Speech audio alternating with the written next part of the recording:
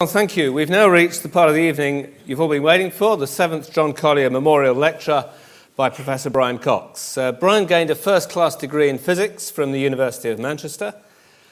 We all know him as an internationally recognised science writer and broadcaster.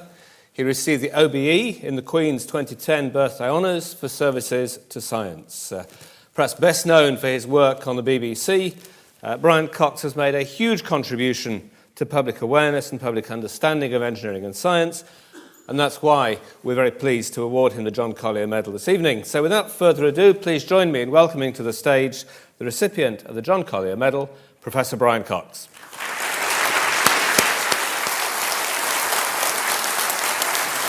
Thank you. Thank you. Well, thank you.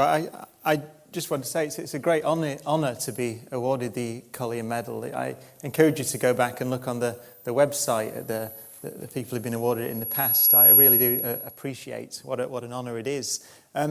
Tonight, I want to talk about two things really. One is the value of public engagement, the value of us scientists or science in general talking about what we do. And also, in that vein, I want to talk a little bit about what I do. So I want to talk about the discoveries at CERN and some of the genuine puzzles that we have, that the discoveries like the Higgs boson last year, which I will talk about, have raised. They've almost, well, actually certainly raised more problems than they've answered. And I see there's some sort of younger members of the audience around up there.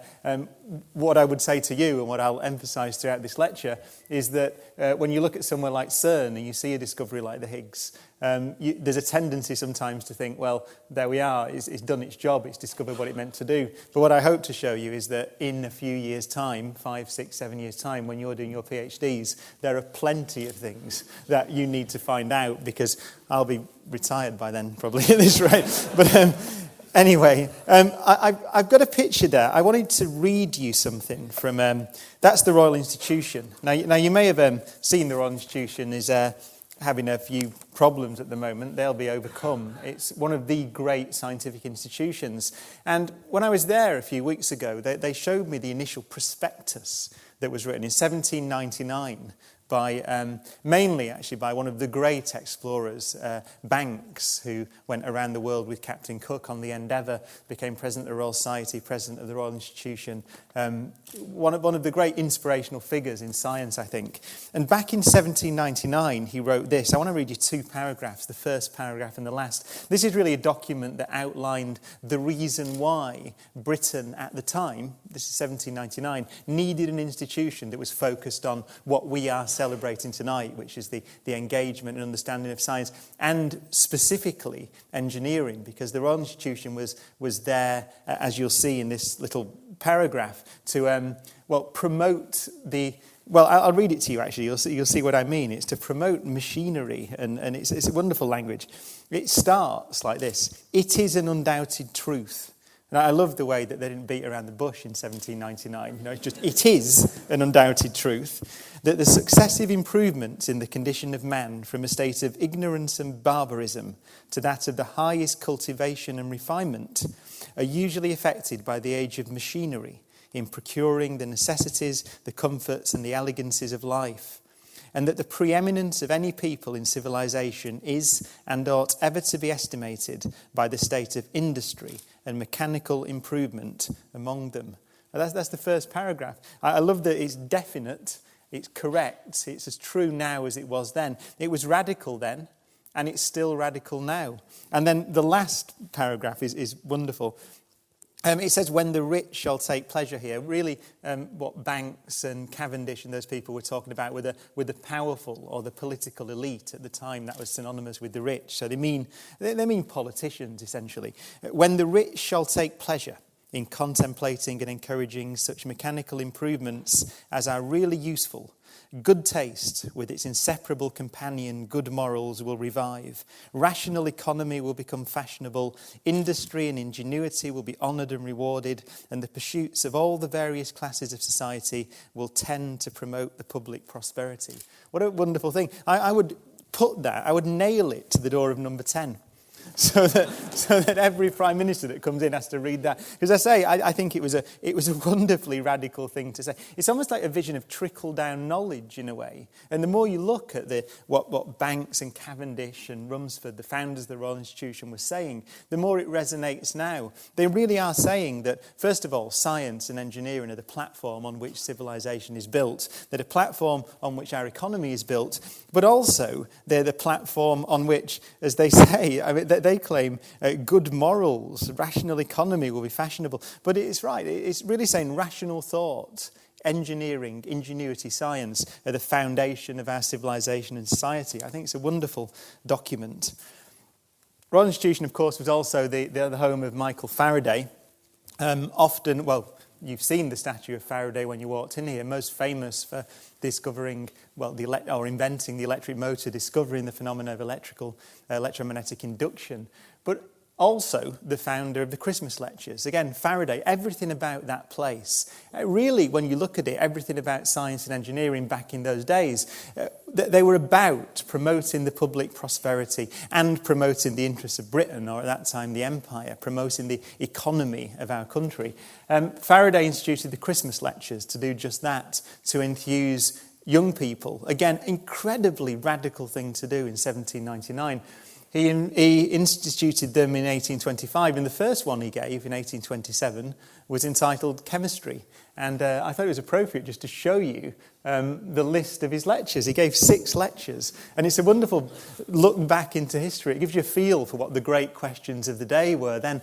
He did, by the way, during these lectures, substances and solids, atmospheric air and its gases, water and its gases.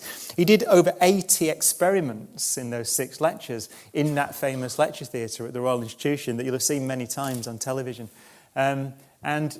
This was cutting-edge stuff at the time. I think Faraday, I don't know if you know, but he was the first to identify 2 of the halogens as elements, chlorine and iodine. I can't remember what it was called, chlorine. It was something like dephlogisticated. I think I wrote it down somewhere. Dephlogisticated marine acid, it used to be called. Now it's called chlorine. So a remarkable man in every respect. Getting back a little bit towards physics, one of the great Christmas lecturers, I'd remembered him actually in the 80s, but we just found out actually, it was 1976, I think it was. You looked up on your iPad, didn't you? Well, he's not there anymore. Anyway, I think it was in the 1970s. Carl Sagan gave one of the Christmas lectures, which I remember vividly, and also, just shortly after, wrote and presented what I think is the greatest science television series ever made, Cosmos. And in it, and the reason I brought this big book in, he gave what I think is the best reason of all, although I'll give you a couple more later on in the lecture, but I think the best and most eloquent reason for why we should communicate what we do as scientists. And also with relevance to the problems the Royal Institution is finding at the moment. As you'll see, if we don't promote our ideas, if we don't transfer them and speak about them and convince people of their worth, then science and engineering will trickle away, and with it, as Sagan says here, there's a risk that our civilization will do the same.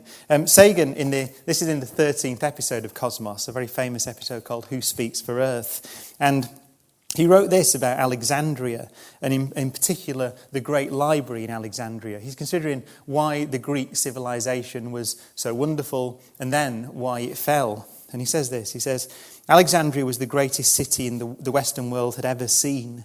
People of all nations came here to live, to trade, to learn. On any given day, its harbours were thronged with merchants, scholars and tourists. This was a city where Greeks, Egyptians, Arabs, Syrians, Hebrews, Persians, Nubians, Phoenicians, Italians, Gauls and Iberians exchanged merchandise and ideas. It's probably here that the word cosmopolitan realised its true meaning. Not just a citizen of a nation, but a citizen of the cosmos. To be a citizen of the cosmos. Here clearly were the seeds of the modern world. What prevented them from taking root and flourishing?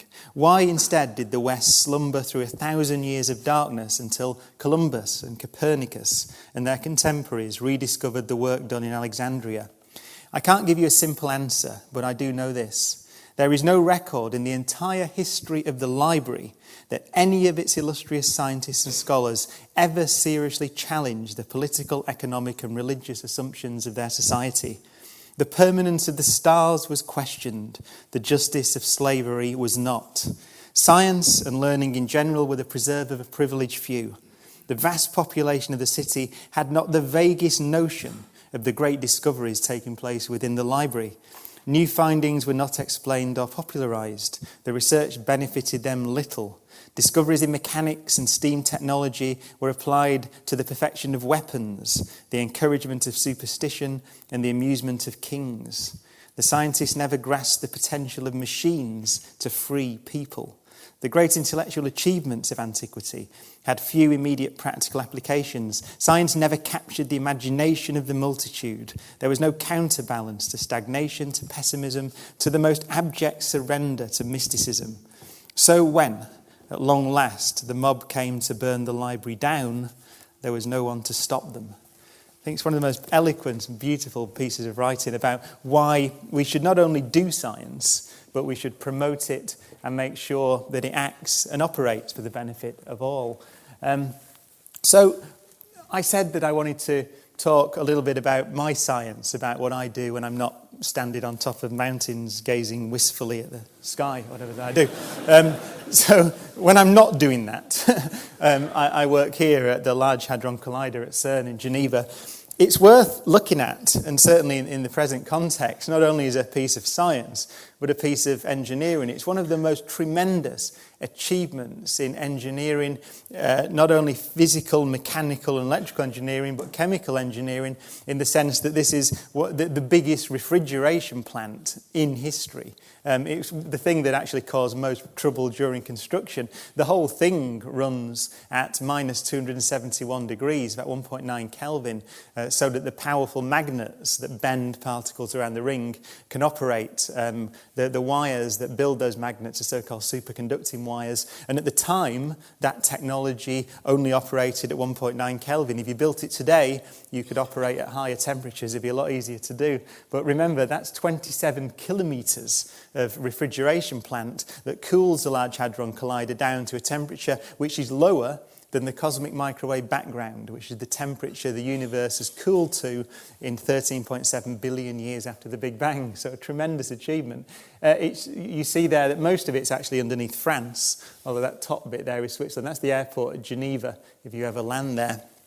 27 kilometres in circumference, sits about 100 metres below the ground. Its job is to accelerate protons, so hydrogen nuclei, to 99.999999% the speed of light, at which velocity they circumnavigate the ring 11,000 times a second. Ultra-relativistic, that's what we call that regime. It's interesting to, some of you will know if you do relativity, that moving rulers shrink, moving clocks run slow.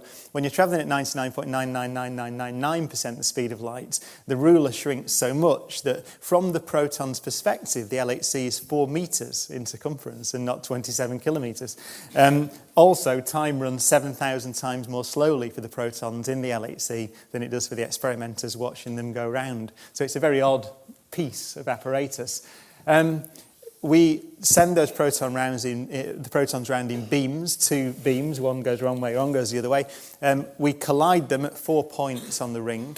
When we collide them, we compress them into a space which has got the diameter of a human hair, but carries the energy of an aircraft carrier travelling at 30 miles an hour. We cross them, and we can generate up to 600 million proton-proton collisions every second in that crossing. And in doing so, in each collision, we recreate the conditions that were present less than a billionth of a second after the universe began. So it's clever, I suppose is what I'm trying to say. Why have we done it? Why did we build that machine? The story's fascinating in itself, but just to give you some background, particle physics is the study of the smallest building blocks of the universe. On the eve of the LHC switch on a couple of years ago, this is the complete set of subatomic particles that you need, that we know of, to build a universe. The up and down quarks, which combine together into protons and neutrons, which stick together, of course, into the atomic nuclei. The proton has 2 ups and a down quark, the neutron 2 downs and an up, stuck together by these things called gluons through the strong nuclear force. So that's essentially nuclear physics dealt with. Actually, there's another bit of nuclear physics, which is that, so it's not quite that simple. There are these 2 things, the W and Z particles, which are involved in radioactive beta decay, also intimately involved in allowing the sun to shine, because it's that force that can turn protons into neutrons. If you look at the sun, it's obviously a large ball of plasma, you fit 1 million Earths inside it. It converts 600 million tons of hydrogen every second into helium. Now, that's a lot, and that's a lot of protons being turned into neutrons to begin the process, essentially, of making hydrogen into helium. The weak nuclear force carried by those 2 things does that.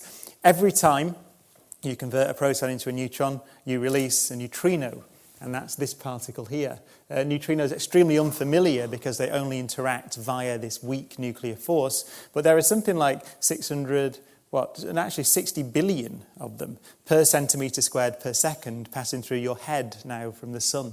So the tremendous number of neutrinos, you don't feel them, that tremendous flux. Most of them go straight through the Earth unimpeded because the weak nuclear force is very short range. So one of those neutrinos has got to pass very close to something in your body, an electron or one of the protons or neutrons, to disturb it or interact with it. So that's the neutrinos, and finally the electron, the first fundamental subatomic particle discovered back in 1897.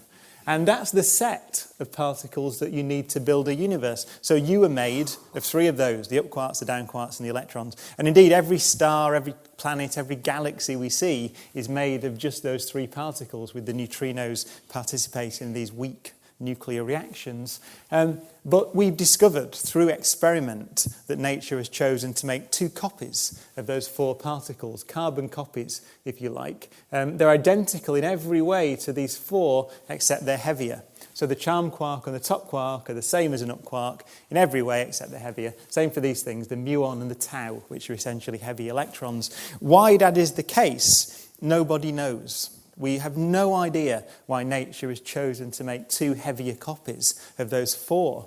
But it's interesting because that looks, to me anyway, it looks a little bit like a periodic table. It looks like what we're seeing here is what Mendeleev had back in the 1860s, a pattern that he didn't understand. Now, that pattern was the key to understanding atomic structure, or one of the keys to understanding atomic structure, and the nature of chemistry.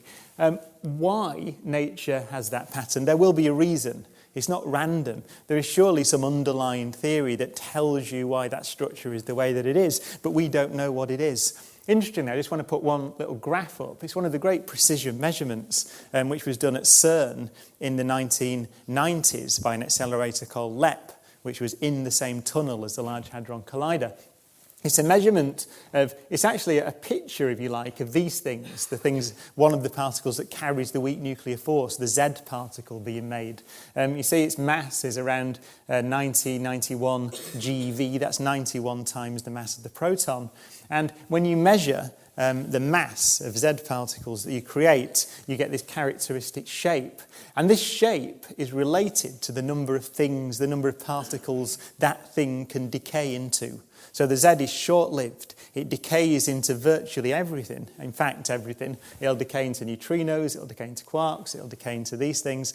And the way that it does that tells you the spread in its mass, if you like. So by measuring the masses of these Z particles, you can see how many things are available for it to decay into.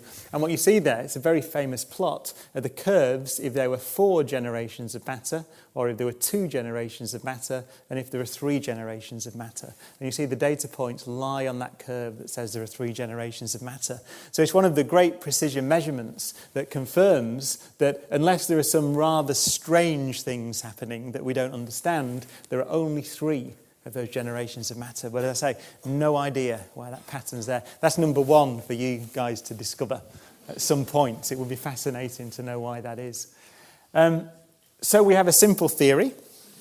that describes how that works. That's called the Standard Model of Particle Physics. I'm always reminded of a kind of an attempted insult by Ernest Rutherford, the discoverer of the atomic nucleus in Manchester back at the turn of the last century, who once said that all science is either physics or stamp collecting, by which he meant that it's all very well discovering these things, but you need a theory, an underlying mathematical picture of why those particles are the way they are, how they behave, a predictive theory, if you like. Rutherford, we should remind ourselves, got the Nobel Prize for Chemistry after saying that, which must have annoyed him somewhat. But this is a remarkable piece of work. It's really the summary of decades of particle physics. It's the Newton's laws, if you like, of particle physics. And it describes how everything in the universe interacts by all the forces we know of other than gravity. So it's all contained in that simple equation. There is a problem, though. Can you see what it is? That's not the problem. I was just flashing something up there. These two bottom lines here describe a particle, and they've been there since the 1960s, 1970s. These two lines describe a particle that is not in that framework. It's not present there. These two top lines describe all these particles and the way they interact. These things, for example, are the gluons, which are these things that carry the strong force. But these two lines describe a particle that isn't there, and it's called the Higgs particle. Now, the Higgs particle, therefore, was a prediction. It was a mathematical prediction. It was really an aesthetic prediction in many ways. It's one of the great aesthetic predictions of the 20th century. It was there to make the equations elegant. And I'm going to, I put that in there. I just want to break off because I want to tell you what that is. Today, I was talking about these particles and how we know they interact together, and the proton and the neutron are made of two up quarks and a down quark. Today, a new particle discovery was announced, which is this catchily named X3872. It was discovered by an experiment called LHCb at the LHC. And it seems to be a particle that doesn't fit into the framework of two up quarks and a down quark and two down quarks and an up quark. It's not like protons and neutrons and all those things. It's probably made of four quarks stuck together. Now, we've never seen that before. We thought that all particles, the big particles like protons, were made up of either three quarks or two quarks.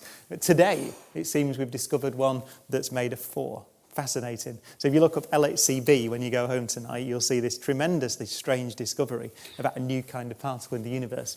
Anyway, I want to get back to the Higgs particle. So I said, these two bottom lines here describing the Higgs particle, an aesthetic prediction to make mathematics work, a prediction made back in the 1960s. This is the list of references from the Higgs discovery paper. And I just show it because these are the papers by Peter Higgs, Broken Symmetries, Massless Particles and Gauge Fields, 1964. So it took over 50 years to show, or just about 50 years to show that this theory was correct. And it is an absolutely bizarre theory. What Higgs and others found was that the way to get masses into our fundamental equation of everything, if you like, the Standard Model, the way to get particle masses in there without breaking the mathematics is to propose, to postulate that the universe is full of a field called the Higgs field. How did it get there? Well, the idea is that as the universe expanded and cooled after the Big Bang, then at some point, let's say about a billionth of a second or less after the Big Bang, the universe had cooled enough for something to condense out of empty space into the vacuum. It's called the Higgs condensate. It is very analogous to water condensing out onto a window on a cold winter's day to form ice crystals. It's a phase transition. If you're a chemist, that's what it is. It's called a condensate. This thing condensed out into empty space. So now all empty space, the vacuum, is crammed full of Higgs particles. And the way your fundamental particles, the electrons and the quarks, get mass is by interacting with those Higgs particles, rattling around inside this condensate that sits in the vacuum. It's got binding energy, again, for the chemists. You think of a condensate, it's the Higgs particles interact with each other, they're bound together. But a tremendous amount. If you look at 1 cubic metre of space and you naively calculate the binding energy in that cubic metre, then you find there's more energy there than the sun outputs in 1,000 years per cubic metre. Higgs knew this when he proposed that theory. I don't think many people took this seriously at the time. It's a very odd thing to propose, but it makes the mathematics work.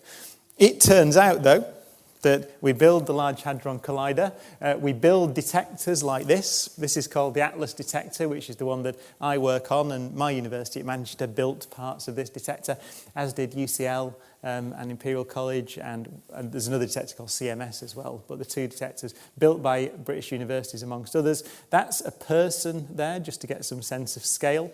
It's 44 metres wide, 22 metres in diameter, 7,000 tonnes of digital camera, essentially. We collide our protons together in the middle there. Each layer detects a different kind of particle. This is a picture of the end of the detector when it was being built. This is the LHC. That's me, stood there with a white hat on.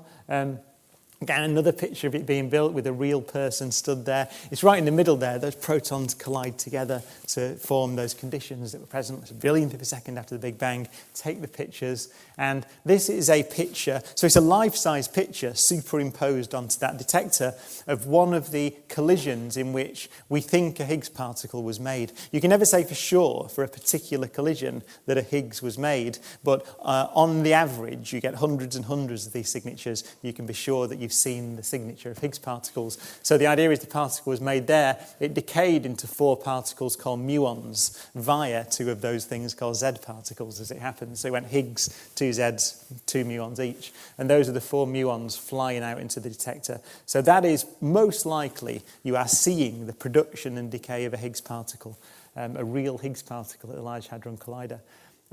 Peter Higgs, at the announcement, and this is why I love scientists with wonderful understatement. I tell you all that stuff, 1964, bizarre theory, the universe full of Higgs particles. It turns out he was right after building this, the most complex machine ever built. He said, it's very nice to be right sometimes.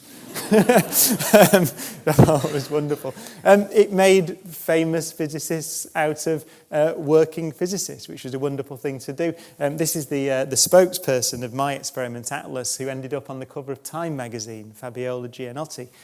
Tremendously. Even the Daily Mail reported it with tremendous accuracy. Yes. I wanted to show you this slide because I actually looked back when I was preparing for this lecture. I looked back. I thought, what did I used to say about the Higgs particle? And this is a slide in the talk. I used to give talks, I think this was in 2002. So it was when I was actually working at another laboratory called Fermilab in Chicago. We're looking for the Higgs. You can see, first of all, I wrote awful slides using Comic Sans. This is really good, but I thought I'll leave it in. There we all make mistakes. But I said back in the early 2000s, the odds of the Standard Model Higgs boson, which is probably the thing we've discovered a boson which behaves like the Higgs boson predicted by the Standard Model. So I said the odds of the Standard Model Higgs boson having the required mass are 10,000 million to 1. Right? In other words, as I say there, most physicists, I think, thought that just discovering this thing was highly unlikely. There's a good reason for that, and I'm going to show you through this plot here. The problem is, actually, let me show you this. What most people thought, I think, before the Large Hadron Collider was there was going to be a lot more than just the Standard Model Higgs. The problem is that the Standard Model Higgs on its own is a relatively, theoretically, a rather unstable prediction. What happens is that its mass, through interactions with other particles, for the more technical amongst you, through loops in quantum field theories, its mass races away and gets bigger and bigger. And it needs fine-tuning tremendously to get it down to these masses around 129 times the mass of the proton, which is roughly where it is, where we've discovered it. So its natural mass is up somewhere around what's called the Planck mass, which is related to the weakness of the gravitational force. Gravity, for reasons we don't understand, is a tremendously weak force. Now, I can pick this laser pointer up with the whole Earth trying to pull it down. I can completely overwhelm the pull of a planet. We don't understand why that is, but the consequences of that are you get tremendous theoretical instabilities in the predictions and our theoretical understanding of things like the Higgs particle. So what people thought was that probably or many people thought, there would be a whole new family of particles called supersymmetric particles, which can cancel out those problems, and they can make the calculations more natural and avoid a vast amount of fine-tuning. What they also do is they make the forces unify together. I've talked about three of the forces. I'll mention them very briefly. It's electromagnetism, Faraday's force, if you like, carried by particles called photons, and the strong and weak nuclear forces. What you find is that as you go up in energy, so you go back to the Big Bang, those forces change in strength in such a way that they appear to be converging, to be one force. Very elegant idea. So back at the Big Bang, perhaps there was one force, and that as the universe expanded and cooled, they kind of crystallized out into different forces. What you find, though, is with the data we've got now, that they just miss. So they don't quite cross, but it's two of them do, electromagnetism and the weak force, and we've seen that experimentally, but the strong force just misses. With this idea of supersymmetry, the forces almost magically converge to one point. So many people thought that something like this, with a whole new family of particles, would be something you would discover. This is what I was doing. These are my slides that I gave about 10 years ago. This is the most likely scenario, I would have said. It looks like that's not true. It looks like this thing we've discovered is standard model-like, which raises immense questions, tremendous questions, fascinating questions about the stability of our predictions. What's going on? Could it still be that a theory like this is around with new particles to be discovered? Yes, it could.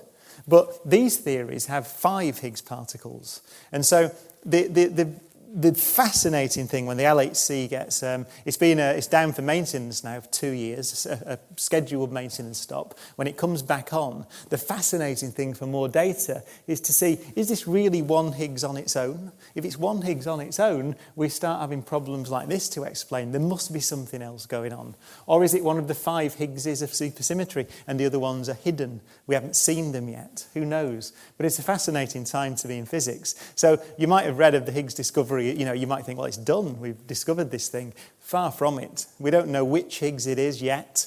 And if it is the standard model Higgs, then there are immense theoretical problems. I just want to show you one other immense theoretical problem, which is fascinating and comes at us. It's related to the Higgs, or Higgs-like behaviour, but it comes at us from a different end of the scale, from cosmology, from observations of the distant universe. And I like to show this picture. Some of you may have seen it before. It is the most deep, not this one, this is a sort of diagram, but it's going to be a picture of this piece of space here. It's called the Hubble Extreme Deep Field Image. It's a picture of a piece of sky, roughly speaking. If you took a 5-pence piece and held it about 75 feet away, you would cover this piece of sky.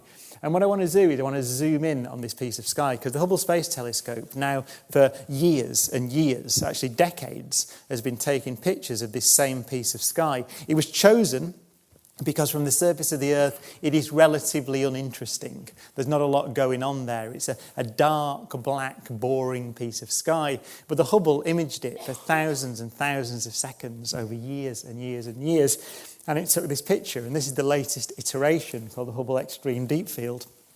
The fascinating thing first is you see that it's not empty, it's not boring at all. It is full of structure. And in fact, virtually every point of light on that picture is a galaxy. So you're looking at galaxies. You're actually looking at over 10,000 galaxies in that one picture, in that one piece of sky. And you can see some of them, spiral structures and irregular shaped galaxies. The most distant galaxy ever seen in a picture is in here. It's over 13 billion light years away, which means the light has been travelling across the universe from that galaxy to the Hubble for over 13 billion years. That's almost 3 times the age of our solar system. So when it began its journey, there was no solar system, no sun, no planets around it. So a really fascinating, deep picture. But what pictures like this allow us to do? Well, first of all, is they show us the universe as a big place, because on average, each of those galaxies has, between 100 billion and a trillion stars like our sun, 10,000 in that image, 350 billion large galaxies, if you extend that across the entire sky, and that's just in the observable universe, the bit we can see. We have some evidence the universe extends, if not infinitely, then a long way beyond that visible horizon. a huge place. But by looking at pictures like this, we've been able to map the expansion rate of the universe. One way we do it is by looking for supernova explosions. This is a very famous picture of a very particular type of supernova. It looks like, well, this is a common or garden galaxy, a very beautiful one. It's about 55 million light years away. Again, there may be, there are many billions of suns in the galactic core, maybe 100 billion suns in this cloudy spiral structure. This looks like a star nearer to us than that galaxy. It isn't, in fact. What it is a star in that galaxy on the edge of the spiral exploding as a supernova explosion. A particular type of supernova called a type 1a supernova, of which we know the brightness. So we know, because we understand the physics of these stars, how bright those explosions are. And by measuring how bright they look, we can measure how distant the galaxy is. Also, by looking at the light and looking particularly to the chemistry of the light, to the absorption lines, the way that the signature of the chemical elements imprints itself on that light, we can measure how fast that galaxy is receding, or more accurately, how much the universe has stretched during the time that light beam went on its journey from there to us. So in this case, around 55 million years or so. We can measure the stretch of the universe. So we know how far this is away. We know how much the universe has stretched. We can measure the expansion rate of the universe. And what we find is that the universe is not doing what we'd expect. That you would think, if you just think about the standard model of cosmology, 13.75 plus or minus 0.1 billion years ago, tremendous measurement with an error bar on it, the universe began. And it's been expanding and cooling ever since. Gravity is the only force we know of that acts over long distances in the universe with any strength. And so you would expect that the universe is slowing down. A few decades ago, it was reasonable to think that there may be enough matter in it to stop the universe's expansion and begin to recollapse it.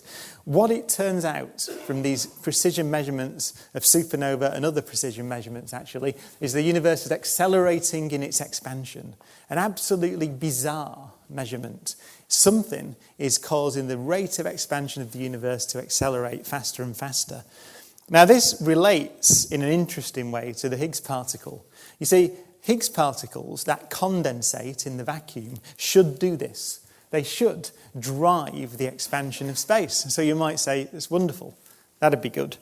The trouble is that there's so much energy in the Higgs field, as we naively calculate it, that there's in fact, the expansion rate of the universe is 10 to the power 120 times too big. Too small. So the Higgs should drive the expansion of the universe. It should rip the universe apart. 10 to the power 120 times too much energy in the Higgs field to do this. 1 and 120 noughts after it. That's a bad mistake in your sums. It is not possible to do that on a calculator. No matter how incompetent you are, you can't make a mistake that big. But that is what our modern understanding of particle physics and cosmology and the way these condensates behave and Einstein's theory of general relativity, that's what it tells us. It tells us the universe should be accelerating, but it should be accelerating at a ridiculously high rate. It should have ripped itself to bits. It is gently accelerating away. And it turned on that gentle acceleration around, 5, 6, 7 billion years ago or something. What is happening there, we have no idea. It's a tremendous measurement. This is a terrible slide. But I'm coming to the end of the lecture. So you remember I began by talking about the obvious value of science and engineering as seen from 1799. Today, it's interesting occasionally to just play a game, which is called Spot the Science Budget. So this is a picture from The Guardian. So each blob there is the area is proportional to the amount of money we spend on that particular thing. In total, the government spent 691.67 billion in 2010-11, of which the largest bit, the Department for Work and Pensions, and the benefit spending, Great Britain, Department of Health there, 100 billion, NHS, about 90 billion, and so on. The science looks expensive. The science I've been describing, the science that we all do, the engineering that we do, indeed the arts and humanities research that happens in Britain, it feels expensive, things like CERN. In fact, if you play Spot the Science Budget, then it's that. That's the science budget. That is the money that we spend in Britain on the research councils, and which goes to CERN and the European Space Agency, goes to chemical engineering, goes to chemistry, biology, arts and humanities, physics, the lot. Everything in that little blob. In fact, if you count the whole lot, which is the universities as well, then it's that blob. So that is our higher education system. Tiny, tiny amount of money. I once pointed out, actually, that we spent more on bailing out the banks, which is in there, than we spent on science since Jesus, which is true. And the more you look at that, the sorrier the story is. This is the decline in science spend. This is the amount we spend on R&D in the economy, both private and public, so industry as well, from 1971 up to 2008. And you see that in the 70s, the turn of the 70s, we spent about, in public, 1.2% of GDP on R&D, and industry spent about 1.4%. And really, there's been this is the public spend, a steady decline, arrested somewhat by when David Sainsbury was science minister, stuck about 0.7%, which is roughly where it is now, falling a bit. It's been ring-fenced, though, which is to be applauded, but it's not going up. And industrial spend has followed it a little bit. Now, just to finish, there are two articles, one in particular that I found very interesting. One was written in the Financial Times by a colleague of mine, Andre Geim, who got the Nobel Prize for Physics 2 years ago for discovering graphene, this novel and fascinating and potentially wonderful two-dimensional form of carbon. Tremendous properties. You can build semiconductors out of it. They're faster than silicon. It's one of the best conductors of heat known, one of the strongest materials known. Tremendous thing. He was at Davos, the World Economic Forum. He said that he felt like an alien there, because when he said he was a scientist, people just looked at him very strangely. He said that he was surrounded essentially by skiing social entrepreneurs. And in the words of the great poet John Cooper Clarke, rock stars representing the global interest of the disenfranchised record-buying public. That's wonderful. But he came back and he wrote this rather wonderful article in the Financial Times where he lamented this. He said, people are getting rich. The economy, in general, the global economy has been through a shock, but it's beginning to pick up again. But we spend so little on R&D. This is typical. The UK spends less than most of its competitor countries, but not a great deal less. And Andre Geim wrote this in the Financial Times. He said, "I have a dream.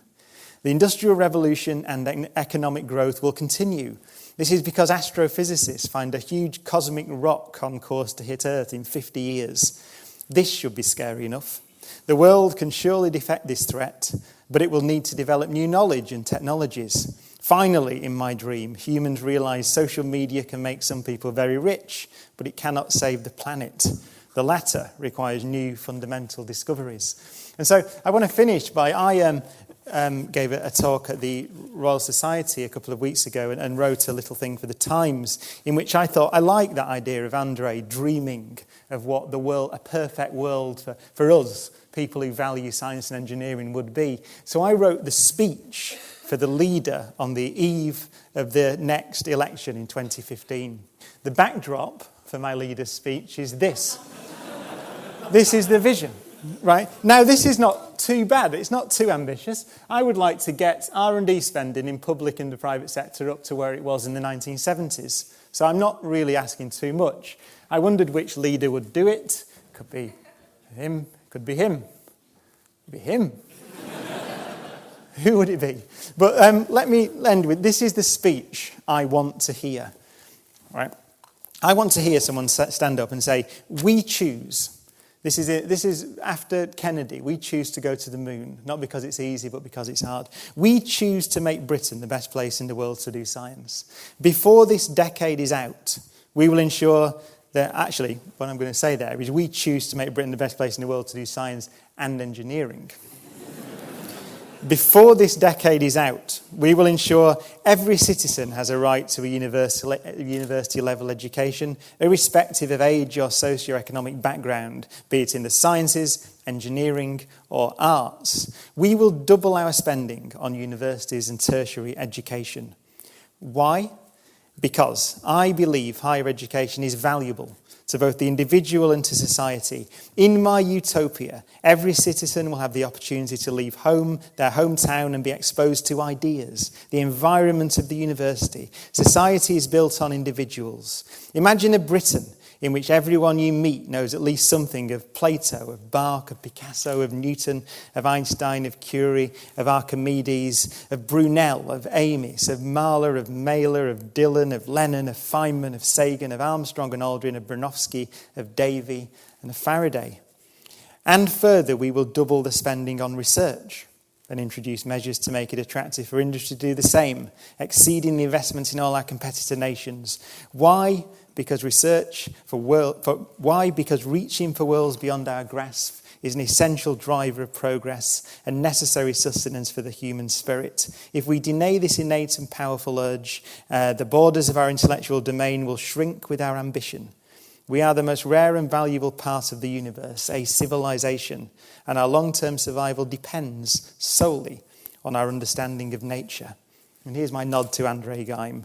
We'll join with our colleagues in Europe, Russia, the United States and China in redirecting defence spending into the exploration of space to protect our planet from threats, mine asteroids for resources, and expand the frontiers of our civilization for the first time since Columbus. The citizens of our world, one amongst billions in the cosmos, will come together with the goal of expanding our understanding of nature for the good of all mankind. Today we take our first step on our journey to the stars. And by the way, that's a fully costed policy.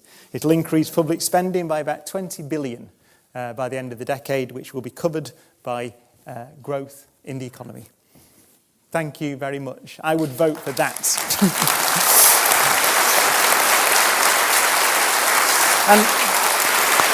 And just one more thing. I just wanted one more thing. It's kind of a silly dream, but is it a silly dream? All I'm talking about is doubling that little blob on the plot, and everything I said then would be possible. We would be able to offer everybody a university-level education, in tertiary education of some kind. We would be the best place in the world to do science engineering. We would have the highest R&D spend in the world, and I think it would be a tremendous thing to do. But let me just leave you with this, because we're talking about chemical engineering and chemistry.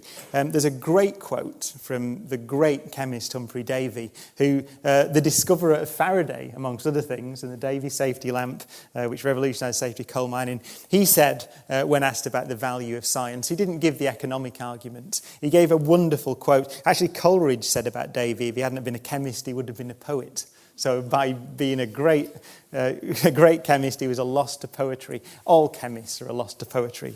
But what he said was this. He said, why do we do science? Nothing is more fatal to the progress of the human mind than to presume that our views of science are ultimate, that our triumphs are complete, that there are no mysteries in nature, and there are no new worlds to conquer. Thank you.